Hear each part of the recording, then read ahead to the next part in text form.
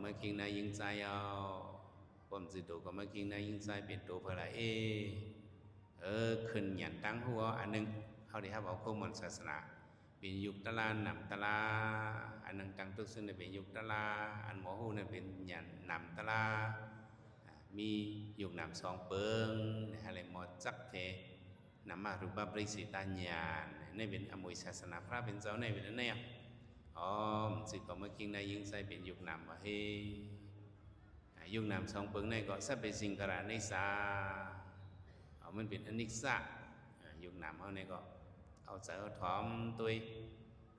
จอมตัวจอมคิงเขากวนมาขึ้นมานิดมาหนามาใหม่มาเลือดมาเส้นให้เนี่ยมันเน่บัดอันแหลกลายมันนะหนึ่งกำแหลกลายเป็นหนึ่งเมียวกึ่มกัดกึ่มไม่กึ่มคมกึ่มกวน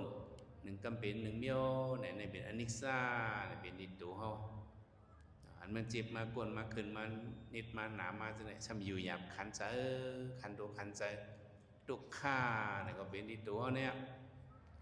นี่เป็นสมมติทุกข้าเขาใครมันเจ็บมันช้ำเจ็บมาเขาใครมันหายสมาหายมันเอาเขาว่ามันเอามันวางกล้วยเฉพาะตัวเขาในเขาใครเป็นเมียวสัมเป็นเมียวหนึ่งในเนบันนั้นเนบันอนัตตา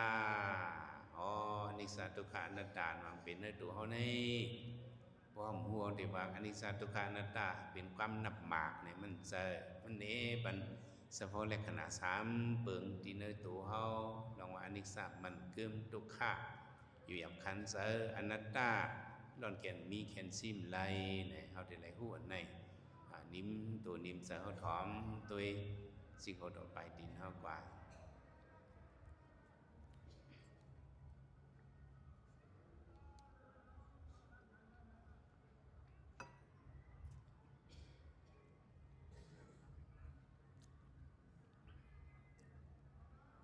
ก็ไม่กำเนิดสุดไม่แหลม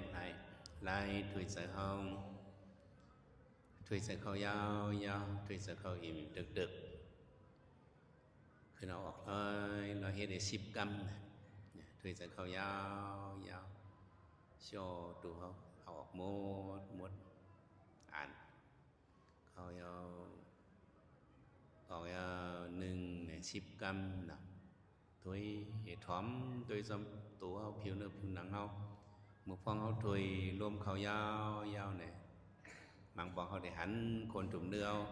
อับหนังกัดซานลงกว่าเขาเป็นว่าหันอันกัดซานก็ซึ่งนั้นก็ยักซ้อมเอาหยันเอาหู้ซ้อมหยันอันเป็นลูก